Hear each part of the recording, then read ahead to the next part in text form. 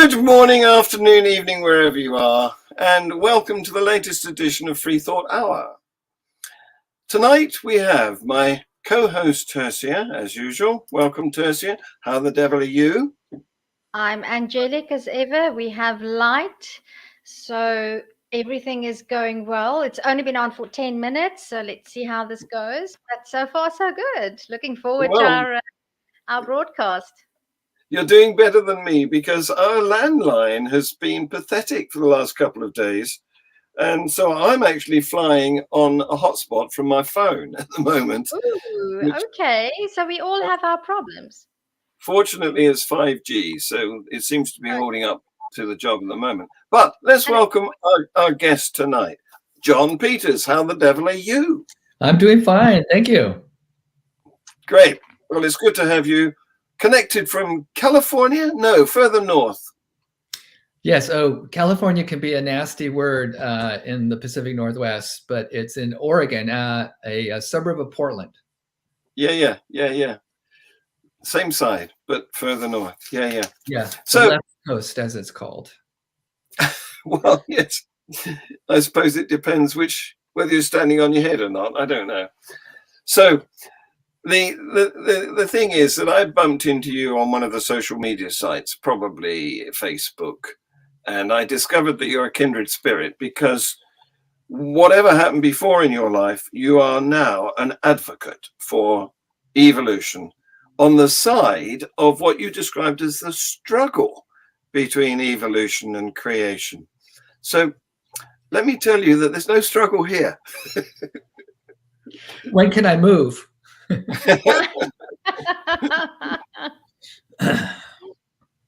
So why do you perceive it as a struggle where you are? What's going on in America?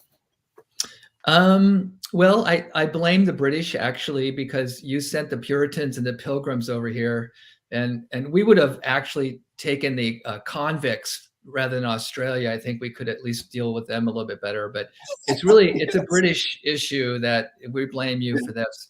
Well, I blame them too. So John, I'm also from a country that was colonized by the Brits, later than yours, albeit, but we suffer from exactly the same problems. It's interesting that the parallels that I noticed between South Africa and the United States are quite prominent in more ways than I would gladly admit. So it's the Brits, it's their fault. Yes. Yeah. Well, sure. We didn't want the Pilgrim Fathers. We said, "There's your boat. Go that way. Head west." Yeah. Well, so basically, creationism or young Earth creationism got started really in the late 1950s, I think, by a Seventh-day Adventist person. I forget his name, and then Whitcomb and Morris in the early 1960s published a book called The Genesis Flood that argued for a worldwide global flood over a year's time to explain up to 15,000 feet of sedimentary rock and all the fossils and stuff. And so things got going slowly in the 60s, but by the time we got into the 1980s, there's so many court cases that had to go through the United States state, federal. A couple of them even went up to the Supreme Court, arguing that creationism could be treated as a scientific alternative to evolution. They lost all of those court cases. I think it's probably, like I said, at least a dozen of them last time I looked. But creationism will not go away because it is a belief that is in people's core identities, and so they feel that evolution is a major threat. And indeed, intelligent design, especially through the Discovery Institute and Stephen Meyer, has come out with his latest books, that the God hypothesis, where he's now admitting that the designer all along was God, and specifically the Abrahamic deity. And so it won't go away. It's a continual battle, and so it actually they are constantly getting on school boards and trying to infiltrate and destroy the separation of church and state. It's one part of an ongoing battle, and there are surveys that show up to 45% of Americans think that the world is 6,000 years old, especially in the South, the Midwest. And so it drags everything down. And it's a continual battle that's been going on at least since the 1970s. Yeah, well, they're trying to make it happen here too. Yes, I we're don't know if you. exporting it, especially to Africa. That's right. And look at Yes, Turkey. Yeah, yeah. Oh, yeah. yes. So this is the boot on the other foot, isn't it? Thank you very much. You're giving us the rebound effect. Yes, what comes around goes around. Is that what they say? Yeah, You know, yeah. it's so interesting, John, that are you an activist? Do you try to get the influence out of schools mainly? Is that your main focus? Because in my opinion, that's where the main activism for creationism would be, because if you can get kids to believe that evolution is not a thing, then you've basically got it made. So is that the focus of your activism, or did you focus on parents, children, school boards? What exactly do you do, if indeed anything? Because it can be a very nasty fight to get into. If I'm not mistaken? Yeah, it's pretty discouraging. So basically, I married into an evangelical family, my first wife, and we were married for a long time. And I tried to be an evangelical Baptist, and but I was going to college at the time, my undergraduate work, and so I had this push-pull thing that went on for a couple of years, where a lot of the young Earth creationists have PhDs. They're very eloquent. They they know what they're doing, and so I would. Back then, there was no internet. You had to go seek out books or go to the stacks in the library to try and track down sources and stuff. And so it was very difficult. It took me a long time to finally reveal that they were a lot of times they were just being dishonest. And the early creationists who had PhDs were often they had from diploma mills. They absolutely wanted respectability. And so that's not true nowadays, but it was back in the late 60s and early 70s. So so for me, it was a personal journey of basically trying to figure out who was right. And I even knew at that time that if you don't get the foundation of your faith, your origins correct, everything you build upon that is probably going to be false. And so I kept going back and forth. I was going to debates. I wrote Gish and Morris. I back then there was no internet, so it was all letters. But I just really threw myself into it. And then by the time I went to graduate school in my, I guess, late 20s, mid to late 20s, pursuing a second degree in biology, I had realized that they really didn't have anything that was going to hold up. And then I sort of dropped into agnosticism for a long time, 20 years. I had better things to do with teaching. And then I went to medical school and residency and establishing my practice. I mean, there was a long deferred site where I just kind of said, I've got other things to do. And then about 2008 or so, I kind of peeled back what was going on with evolution creation and realized that the new DNA findings that came out were going to blow creationism away. And that is exactly what's happened. And so that got me excited again, because I felt finally there was some discoveries out there that they're not going to be able to get around these. Somebody, I think it was a Christian, actually said that with the new DNA findings, that this was the second Galileo moment for Christians, that they're not going to get around this one.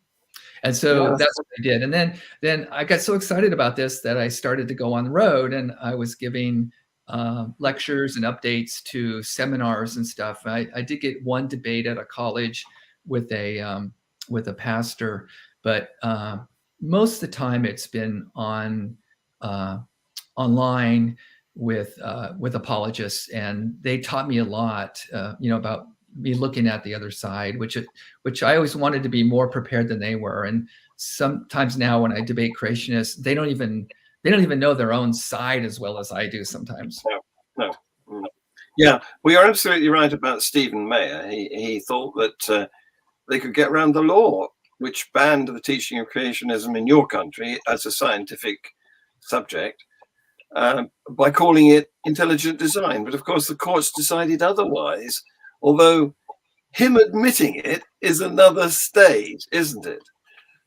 Yeah, I really, I agree with him that if you really delve into the intelligent design movement, which is really headquartered in Seattle in the Discovery Institute, which I think they have like a $5 or $7 million budget. You think they do some research with it, but instead it's publishing and just overloading the internet searches with their stuff. But I agree with him. I think that most of the time, if you're an honest evolutionist, and I would probably disagree with a lot of your other people you've had on, especially where you are, where you think that maybe evolution can be compatible with liberal Christianity and stuff like that. I agree with Stephen Meyer. If you follow it to where it's going, it eventually leads you to materialism and deterministic findings, and that's what he's so eloquent right now. He's come out, if you listen to his talks and stuff like that,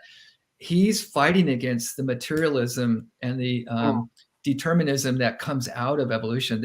The bottom line is there's no planning, no goal.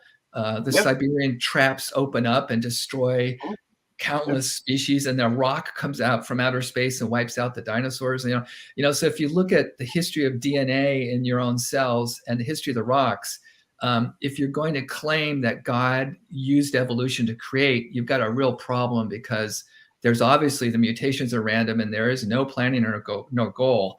And that would even strike at liberal churches. Yeah. But Go ahead, Tessie. I like what you said, that you said, I think you quoted somebody who said that the new revelations about DNA is the next Galileo moment for Christians. And one of the reasons my younger brother deconverted is exactly because he's an avid scientist in the geographical sciences. And he had several long conversations with our pastor. And the trouble that you eventually run into, whether you're old Earth or young Earth or God created through evolution, you have to get to the point where if there was no Adam and Eve, then there was no fall. And if there was no fall, then there's no need for Jesus Christ. And then the entire Christian endeavor falls completely apart. And I think that's why evolution, creationism is such a thing for Christians. Because if you're Jewish, you don't have that issue.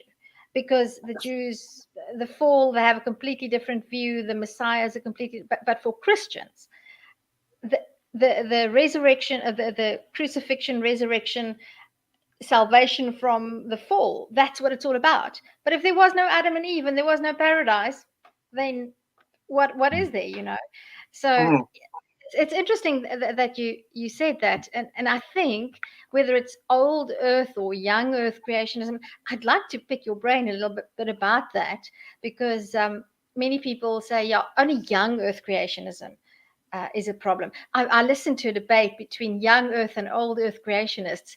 I'm telling you, that was incredible.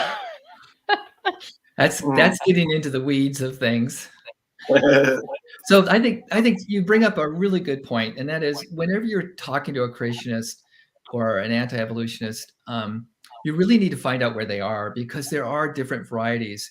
I kind of group them into 5 different varieties. There's the gap creationist, where there's supposed to be a gap between Genesis 1:1 and 1:2, where there's billions of years that occur there. And then there's the day-age way of looking at Genesis, where each day is 1,000 years or millions of years. Those are not very common, because it's been difficult to accommodate science with those. But then we move on to what we see today, which is young Earth creationists, which is mainly promulgated by ICR, AIG, by the way, which was a export from Australia to us. Thank you very much. Yes. And so, and there's another one called CMI, Creation Ministers International, which actually, international, yep. yeah, and they actually have some of the better PhDs. It's really hard to argue with them. You've got to know your stuff.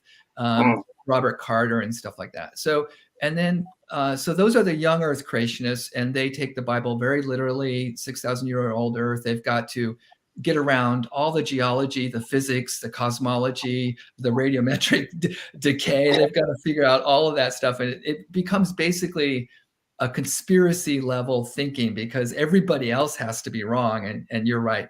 So those are I call that the low-hanging fruit. Those are the easiest ones to dismiss, that they never talk about what's wrong with their young Earth creationism. And then you get into old Earth creationists, and the ones that are most active now are Reasons to Believe, with Hugh Ross, who's a physicist or astronomer, and so he accepts the age of the Earth and universe, but not in terms of evolution. So again, the litmus test for these guys is, do you accept human evolution? And all of the creationist attempts to accommodate science fail except for one. And so given science that we know, if you're going to be a creationist, there's only one platform you can land on now, and that's theistic evolution, or as they're calling themselves now, evolutionary creationists. And that's what a lot of people will land on. And we can discuss, if you want, why that fails and how the Pope and Reasons to Believe, not Reasons to Believe, I was thinking of the other one. There's Pope and there's, Biologos. So viewers need to know about Biologos too, but there's those, there's still people who say, well, God used evolution to create. And, and if you're a pure theistic evolutionist like Biologos, that they believe everything in science is true that they found out. Biologos was a site that was founded in 2007 by Francis Collins, who's one of the most famous evangelicals in the world. And he has and a genuine scientist. Yes. Oh, he's famous. He's probably, he headed up the Human Genome Project after Francis Crick was fired. And then he also was the head of NIH through several and he's famous for discoveries of and it's interesting, don't get me started on this, but when you go through medical school, they have a track that you can drop out of your class and go get a PhD in the lab, and then you come back into medical school and finish the last 2 years. So you'll see people with MD PhDs at medical schools, but their PhD is sort of not this is my bias, not a true PhD. They didn't go through 6 to 8 years of postdoc and all that stuff. Anyway, Francis Collins is a true MD PhD. Both of them are separate. So anyway, so he's a great resource for finding out why regular creationists are wrong with their arguments. Although he's left it and he's doing other things, but the doctors that are there are real scientists, and they really know their stuff. Anyway, so Biologos accepts theistic evolution as mainstream science accepts it. But everybody else, the Pope has supernatural things intervening every once in a while. And a lot of people don't realize that if you look at the Discovery Institute and their push for intelligent design, which is kind of an umbrella approach, because it can hold in all the old Earth creationists and young Earth creationists and everybody else in there. But one of their faculty members is Michael Behe, who wrote Darwin's Black Box. He's an evolutionist. He looks at the data. He's a practicing a PhD, real in life, and he can't accept evolution the way it's been found by science. But if you read his books, he fully accepts human evolution. He just thinks that God tweaks it every once in a while. Does he sort of have to stick God in there somewhere? Yes. Those kind of areas where there was a lot of evolution and changes in the hominids, he believes that the finger of God is coming down and saying, put mutation here. So, but at least he accepts evolution. And so, but if you look at all those, if you look at Biologos, which is a pure theistic evolution or evolution creationism, we can talk about how they succeed with the science, but I think they fail with their scriptures. So in the end, I have found no origin narrative for species that works in any creationism Bible section if you critically examine it. And not only that, but I would predict that they're never going to have one. They'll never be able to fit evolution, human evolution, and any kind of Abrahamic accommodation that people won't just shake their heads at. Well, I like the idea of God started science, and it's quite difficult to refute that because it's just out there that it's not even investigable, that claim. And I also like the idea of his finger coming down, put a bit more brain in here. How about some hips to make them walk upright? You know? No. God just gave the soul. God just gave the soul. The hips and that was evolution. God directed it. And at some point, he picked these two and he named them Adam and Eve, and he just gave them a soul. But Jon, I want to ask you, what do you think is it that worries, or what aspect of evolution is it that Christians feel most uncomfortable with? It's obviously human evolution. They want humans to be specially and separate created species, and so if you look at evolution, it's like a bush. If you keep tracing it back, we have genes that we share with yeast. I mean, it really is a life that unfolded. And to the young Earth creationists, they look at creation of species as an orchard where there's different kinds that come off of plants. So, I mean, they have to be evolutionists also, because you have only so many species coming off the boat and Noah's flood. And so they actually have to populate the entire Earth within a very short period of time. They're hyper evolutionists now because they keep shrinking the number of kinds on the boat. So, but the old Earth creationists, they've got, they're saying, okay, it is an old Earth and it is an old universe. And yes, the flood was local, and the boat was not exactly the way it just as literal. But they will also draw the line at human evolution, because that does not fit in with any kind of scripture that you can wrap your head around.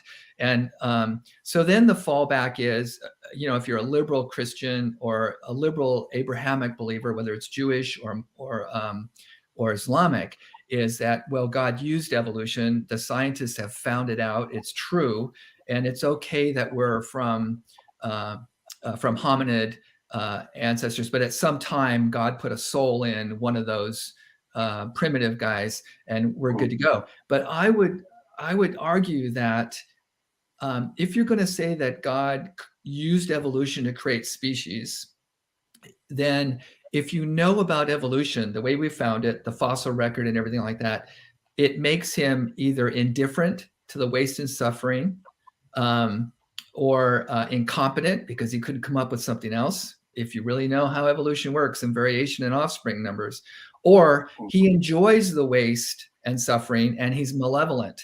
So again, even the theistic evolutionist answer to what we know in science, I believe, fails. It all fails, no matter which way you look.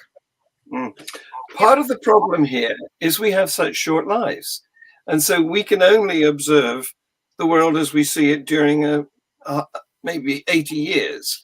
And that gives us the impression that the species are fixed, and therefore any changes that occur are due to their need to survive. And that, of course, is completely bunkum, because variation happens anyway. You've only got to look at your own family to see that. It's not something which is only brought out of the closet to do evolution. It just happens relentlessly.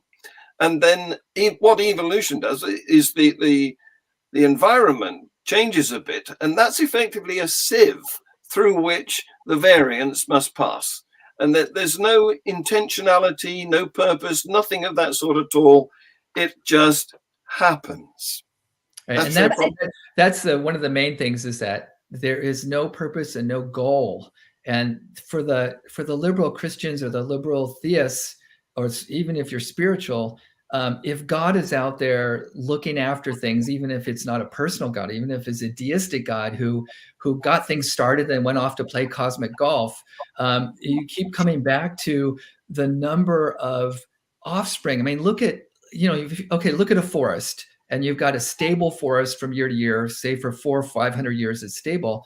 That means that all those trees that live 100 or 150 years, say, they're reproducing millions of seeds. Like oak tree puts out acorns like crazy, but over time, it'll only replace itself in a stable forest.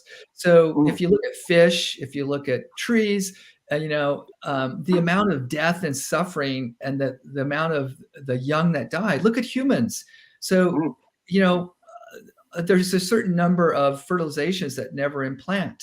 The ones that implant will sometimes miscarry. It's about a quarter. Yeah, before modern medicine, there was childbirth death. There was women died at childbirth, and then they had so many kids because very few of them, half of them died before they reached age 15. So anyway, I looked into this, and it's about from the point of the zygote at fertilization to age 15, there's an 80% loss of offspring with kids, with parents. And so again, you have an issue where if this God designed this system to create species, and 99.99% of them have been wiped out through the fossil record, you do not want to worship this God. Run the other way. It's incompetent, indifferent, or malevolent. Yes. Jon Richards. So I have to distinguish.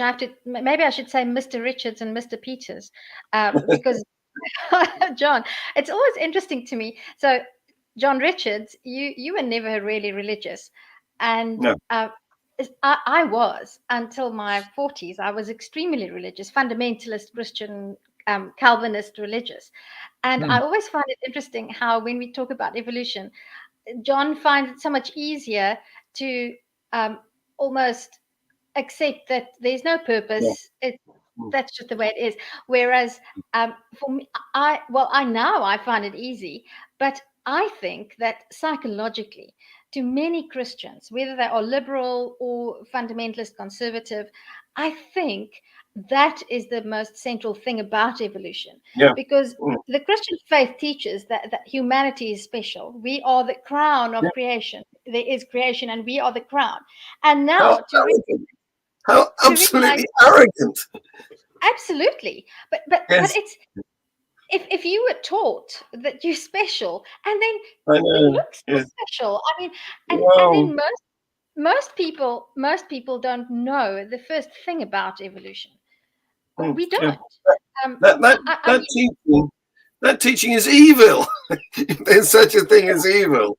It's what they're doing is digging a hole and pushing you down it, and then you've got the baggage stuck to you, and you're trying to clamber out for the rest of your life. Yeah, and I think just as it happens, last night I had a very long. I think it was a fruitful conversation with an elderly relative of mine, who maintains that there's no ways that I can be an atheist because look at your hand. How can the fingers in the hand move? Who created it? It must have been created. And the other thing that there's this, people also don't understand. So that very commonly they'll say, but where does life come from? And I do sound a little bit like Jordan Peterson in that case, because then I say, well, let's define life. Because the definition of life in biological terms has changed over the past number of years. And it's two different things. Evolution does not, not as far as I know, evolution does not address abiogenesis. It might lead into it, but that's not what evolution is about. Evolution is about the branches of life, and most people don't make that distinction. They don't understand that what is life and where life came from is different from evolution. Am I correct there, Jon Peters, in saying that? Yeah, that's how I approach it. It's a matter of education that, Darwin's book was The Origin of Species, not The Origin of Life. And it wasn't even evolution. It was The Origin of Species by Natural Selection. He was proposing a mechanism because so many other people before him had looked at the fossils and everything and knew that species were not static. So it's a matter of education. And I agree with you. Abiogenesis is a prediction that would be part of evolution to get things started. But we can know that things evolve just from all the evidence we have, even if we don't know how it got started. And if you want to put God into the mix, then we circle back to, okay, so he used evolution to create species, so he's incompetent, indifferent, or malevolent. We still get back to that point where you shouldn't worship this guy. He's a bad designer. And then as far as intelligent design, most people look at complexity, and boy, is life complex. I mean, at a cellular level and everything else. And they focus on they focus on redwood trees and birds and the amazing adaptations we have. And then they forget about Ebola and malaria and childhood cancer and stuff that is also part of evolution. Yes. And all the other, from a design point of view, the female reproductive system, it's a mess.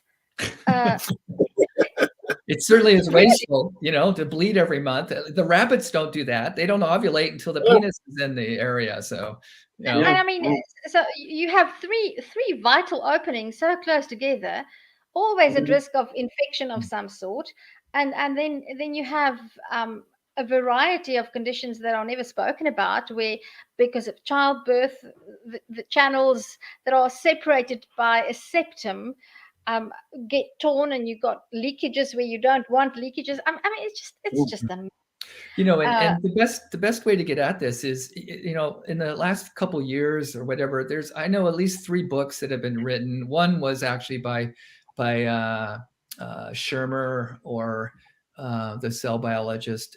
But there's a couple books out there by now, one by Lentz and another by Haffer, that actually there are so many unintelligent designs that are only explained well by evolution, that there are books out there. And so, I usually tell people, from my standpoint, I don't think evolution is intuitive at all. I think if you tell somebody, look, we had cousins that were yeast and salamanders and stuff, and here we are, they look at you like, you guys are crazy. But I usually tell them, look, you're sitting here talking to me, and if I were to tell you that you were spinning at 1,000 miles per hour on a globe going around the sun at 67,000 miles per hour, that doesn't seem very intuitive at all. So I acknowledge the fact that the default is intelligent design. I think that's okay. But let me show you how we know that's not true. And then they're either willing to look at that or they're not. And a lot of times they're not. So, it's gotten to the point now where, so much of my battle with creationism occurred from the 1970s, 80s, and then I got busy with life elsewhere in the 90s. But there was none of this stuff was available, and now it's like I'm being made obsolete. I just discovered right before this program, I just discovered one of my favorite YouTube persons, Gutsick Gibbon, 3 weeks ago, just put out a video on human chromosome 2 fusion, and what would take me months to put together, she just did an excellent job. So the younger generation is coming up, and a lot of them are nuns in the United States. There's been a big shift. Religion is slowly going away. Fundamentalism is going away in the United States, as it has in the UK. And so I'm being basically put out of business by the young people and stuff. It's time to sit back and let them to go for it, which is kind of good. It's a battle I've been active with on and off for 40 years, and now. And by the way, let me just say that when I do get into these battles on social media with creationists, they're almost always old white males. And so it's interesting that I think when my generation goes away, whoever is coming behind is just probably not going to have, in the developed countries, this problem with creationism like we have now. Unfortunately, we're exporting it to Africa and the Philippines, stuff like that. So they'll have it over there. Yeah. Well, Well, I've said.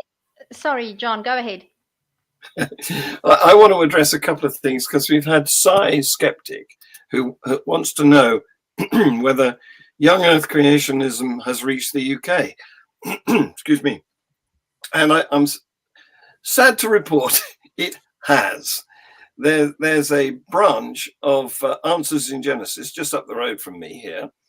And one of the pastors, not priests, goes around putting his presentation wherever he can.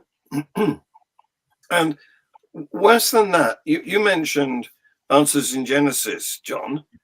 Well, of course, that's Ken Ham, isn't it? He's the Yes. Australian you referred to, who's come to the US and made all that nonsense. And of course, his pal, Ray Comfort, who's also from not Australia, but that part of the globe, New Zealand. And they're clubbing together and they're making a bid to take over our coronation.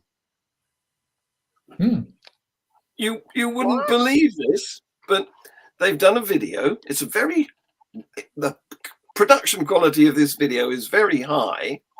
And I'm not going to give you the address so that you can go and see it because I don't want to give them the airtime, But the video talks about Operation London.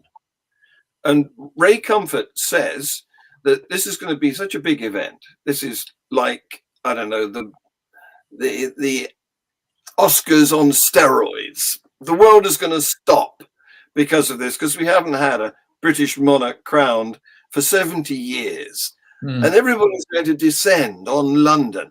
And that's our chance, he says. We're going to be there telling the world about Jesus. Because, of course, we shouldn't be bowing down to an earthly king. Our real king is up there. So they're trying to persuade.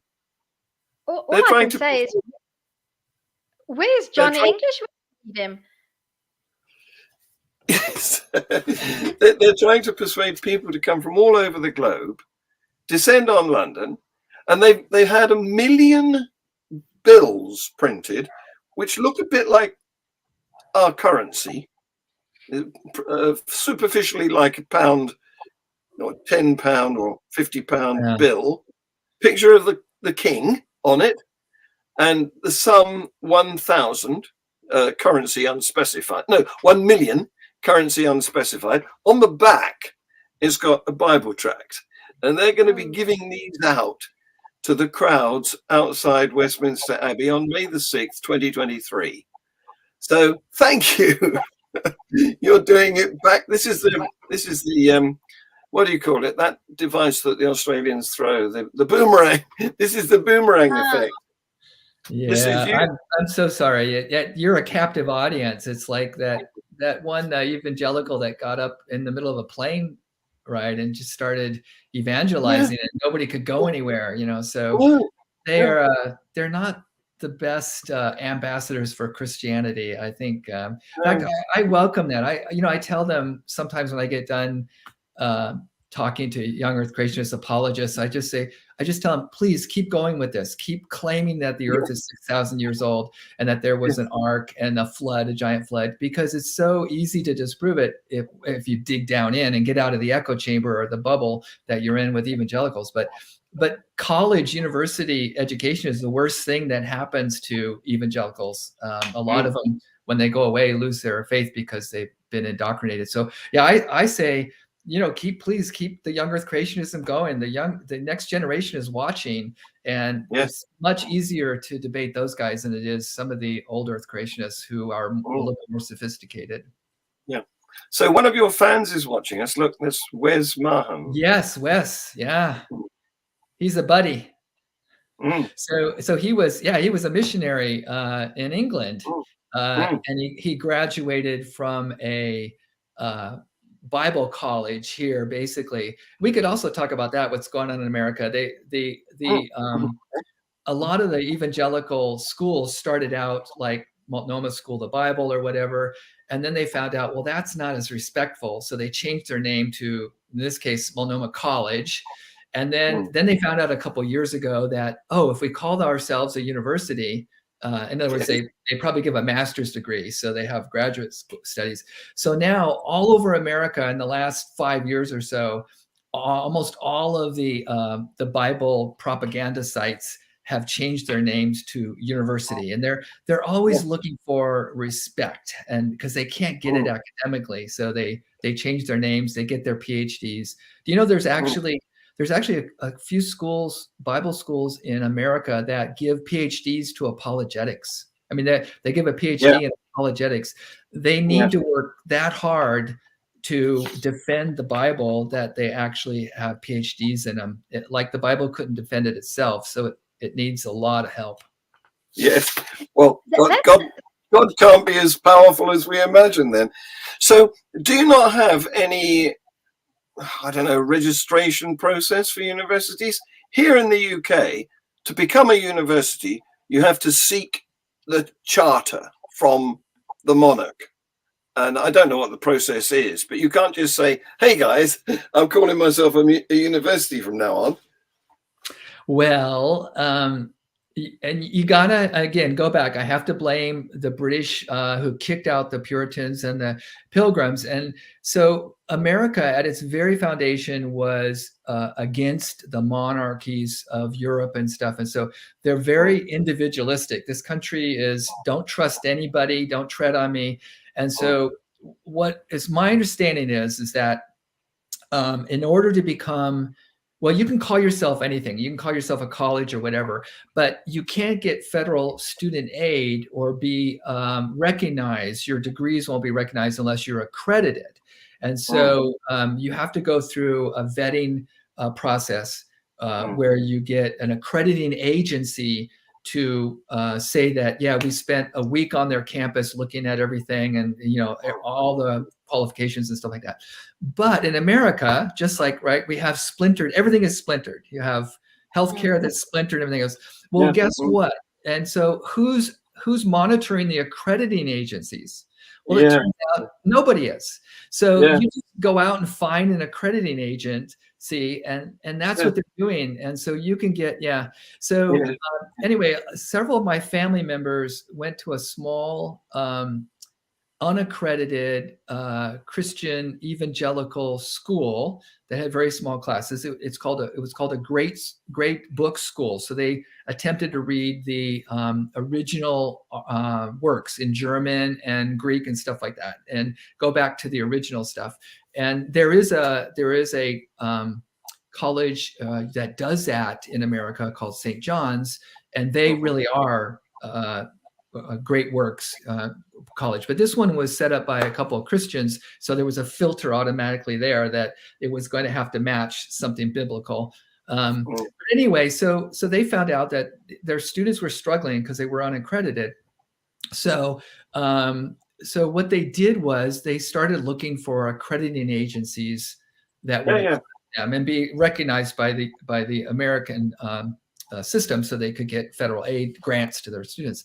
So hang in there. This is going back to AIG, or ICR. Anyway, so this particular school that's in Eugene, Oregon, small little school, they had people come in, but they were the staff was basically old Earth creationists, and so the people who came in to accredit them weren't going to go along with that because they were, biblical literates and stuff like that. So they eventually found a company that would come in and accredit them, and it was called TRACS, TRACS. And so I looked them up, and so what happened is that when the Institute of Creation Research was in California, they wanted to get accredited through the state of California to get money and to get their students through. And they were going to give a master's degree in biology and young Earth creationism. Okay. And so nobody would accredit them.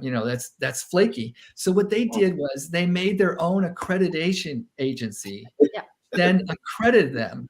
And then that's the group that went up to Eugene, Oregon and accredited this quote college that was going through. So anyway, so the bottom line is that they just kick the can down the road. Anybody can accredit anybody if you get the right person. It's a bit like the private investigation field, isn't it? Where you've got an office upstairs above a KFC or something. Yeah, or let's have the fox watch the hen house. It's just, so yes, it is accredited. You can get accredited to be called anything you want, because this is America, where you can do whatever you want, and it's all individualism, and and that's just America. And out of the chaos, I've discovered that America has so much innovation compared to other countries, because there's not a lot of top-down stuff. It's chaotic, and out of chaos comes a lot of innovation sometimes, but we also pay for it on the other end, because sometimes there's no logic to the way things get done around here. It's a bit of a double-edged sword, because what I know about the American school system, for example, is that the school districts can be quite autonomous in terms of things like textbooks and curricula, which is, in some ways, it's not necessarily bad per se, but it depends on who has a lot of influence, because I can just imagine that if you have a school board run by young earth creationists, then that's going to be the main influence, because it is so decentralized. And I was actually wanting to ask, but you've partially answered that. So you have to then, obviously, if an American creationist claims that they have a PhD, they might have a legit PhD. It's just you have to do a lot of research to find out how valid is that qualification, because you can't go on the qualification. You have to go, who's the accrediting body that accredited the qualification, and most people don't do that. So what happens in a country like mine, like what happens in South Africa, where we do have quite a strong top-down structures, but now you get people from the States, and because the United States has this reputation as for innovators and good academic work, which obviously has happened over the years, but then these charlatans come in with a PhD, and then they get a lot of traction in South African schools and in certain communities, because they have a PhD in microbiology and they're a young earth creationist. So what's the problem with that? And then before you can even get to addressing the biology, you have to say, well, okay, so let's look at where's this PhD from, and it just gets it's long conversations that one has to learn to have. And Jon, I want to ask you if you can say three. So if I'm talking to a young earth creationist who's 40, 50, or it doesn't really matter, but what three things would you say do I need to teach them in terms of key concepts of biology for somebody who has no background in it? What would you say are the three or five or however many, 2, 1, what's the most important basic concept that you would say this needs to be opened up, and let's look at that? Killer arguments. Ooh, wow. So, my friends and my spouse are always telling me, like, why don't you give up? You're not going to get anywhere with this person. But I think that, again, that I have found that you can't put anything into their heads if it's full of misinformation. There's no room for anything else to come in. And so really you should ask, to be fair to both of you, the simple question, is there any evidence that I could produce that would change your mind? And if the answer is no, then you probably should save both sides a lot of time and trouble. If you have, in fact, I have a quote above. I took this picture there. I can't see it. Anyway, it's a Rene Descartes quote that says that, at some time in your life, if you want to be a true seeker, you have to doubt everything. And so if they're not willing to do that, then why not just walk away? If they say, yeah, what's your best evidence that you've got that evolution is true? Then the next thing you've got to do is you've got to find out what kind of creationism they are. Are they an old earth creationist or a young earth creationist? Where are they? Because people will have customized creationist views. They'll mash together a whole bunch of things. And so you don't want to go down a road that's going to argue for something that's going to be a waste of time. So that would be the two things that you should do. What kind of creationism am I dealing with? And number two, is this going to be a waste of time for both of us? Because a lot of times it is. So let's say you've got somebody who is who's honestly open to looking at what's out there. Then most people have interests. Like some people gravitate towards geology and fossils. For some people, it's physics, second law of thermodynamics, or cosmology, or whatever. And so it could be pretty fast that you're going to be over your head because that's not your area, maybe. So a lot of it is, and people love to give their opinions. So the more you ask them, usually the more they're willing to, just say their opinions. But a lot of creationists, all they want to do is supposedly hammer evolution. They do not want to put out their origin narrative because people may laugh. So, so what I've done is I and Jon knows this, that I've just published a new website. My first one died many years ago, but I have a new website now that somebody helped me put together. That's, I think, really good in terms of her abilities. And I've decided that let's just cut through this stuff. And I'm going to just talk about two things that I think are some of the best evidence for evolution that's come along in 40 years. And so one is whale evolution. It's so well documented that I think anybody, can watch that. And then I could also talk about the videos that they've tried to produce against it. We can talk about why that misses the mark. But so I've created 3 videos that are about 25 minutes each that goes into the extant whales, the whales and dolphins that we see today, what the evidence is for. Number 2, fossil evidence, why we know whales evolved. And then number 3, a lot of people don't know the DNA evidence for whale evolution, including transposons and all sorts of things. So I just tell people, if you're really interested, it's easy to watch. I'm going to show you not only what we know, but why we know it. So most of my slides have original source citations, and I actually show them the data. I don't tell them. So that's one thing. That's not the best evidence, though. So the evidence that I think has come out is better than the first fossil record. It's the second fossil record that's in your DNA. And of the 3, human chromosome 2 fusion, shared pseudogenes, the one that really, I don't think they're going to be able to get around this one is endogenous retroviruses, and the fact that they're shared. And so my entire website, besides looking at why Christianity is not true, on the evolution side, it's only those 2 things: whale evolution and shared ERVs. If you can understand those 2, then I think, you're going to have, as a creationist, you're going to have a really difficult time denying evolution. And the nice thing about shared ERVs is it hits human evolution and it hits macroevolution. It's kind of like the trifecta. So there's so much good stuff out there, and people are doing a better job than I am now. It's, it's like, doggone it, why wasn't this stuff out here 20 years ago?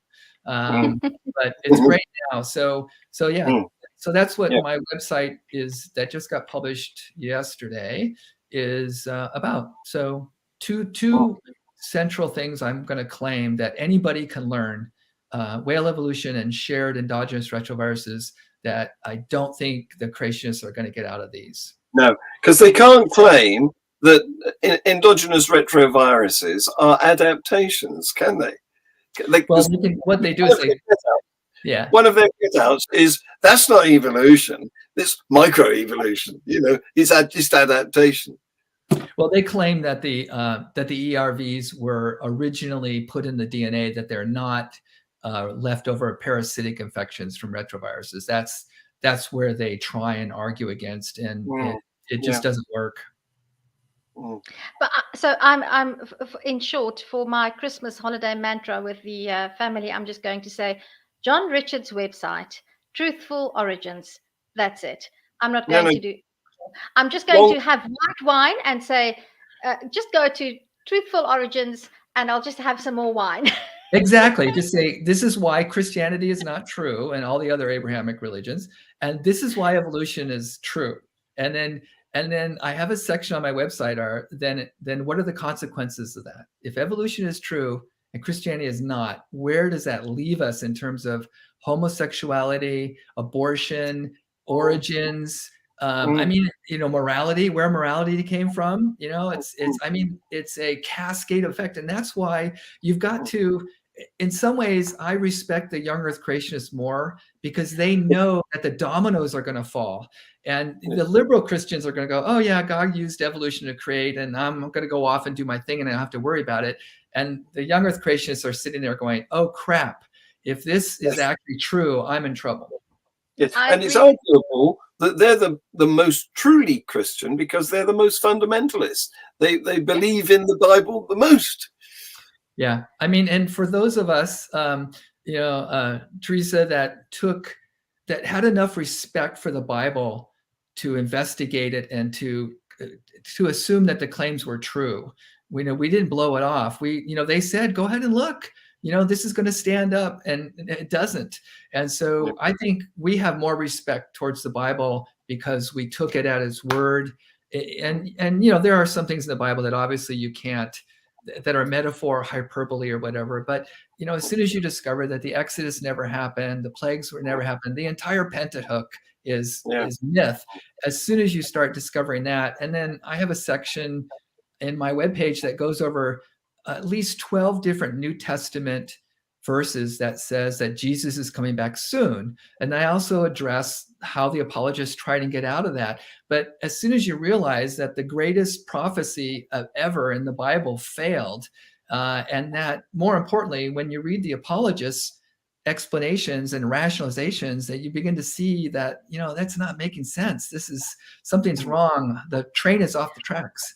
So I think we must get Jon on as a guest.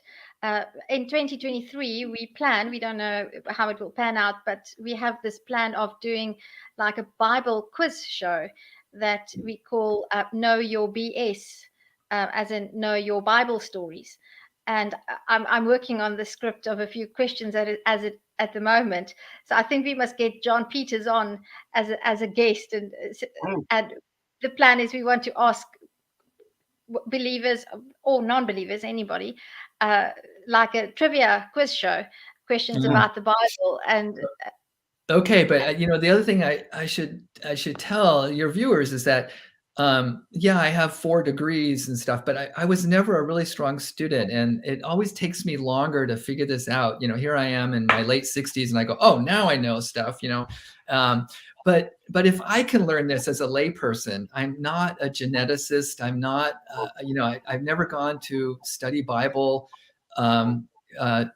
professionally, but there's so many good sources out there, Tabor and Ehrman and oh, yes. And there's so many good books out right now. All you have to do is start reading outside your echo chamber, your bubble. And the other thing you'll find is that when I was an evangelical, I sat under some very kind, compassionate men. I had a fantastic experience as a Christian. It was some of the best years of my life.